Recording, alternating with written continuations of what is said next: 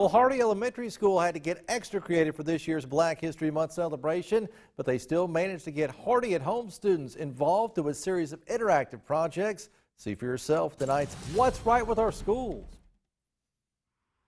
This is something we do every year. We always celebrate Black History Month, so we wanted to try and make it as normal as we could. Even though we're not having our Black History Social Studies night like we normally would, we are still celebrating it in a way that is as adapted and accessible as possible.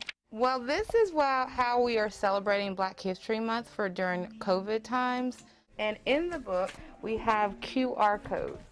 And down at the bottom, every class that did this created a video about their famous person, and they were able to create a QR code, and it uploads to our YouTube page for Hardy Elementary, and you can see what they created.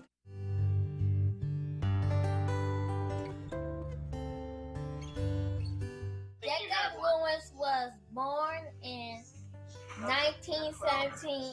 But we also passed out trading cards so that each student could choose someone else to research.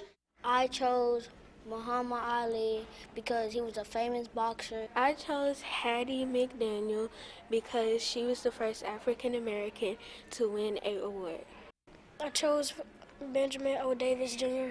because he was the first black person in the Air Force. I chose Audrey Faye Higgins.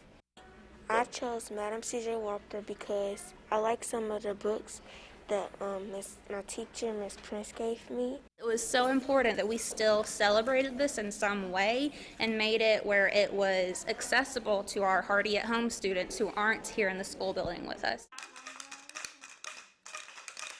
Also in music, Ms. Tortora has been talking about spirituals and how those are important, especially with our primary grades. Our 5th grade students have been researching HBCUs with the climate and culture team. I want them to remember that there are so many significant African Americans that have contributed to our country's history.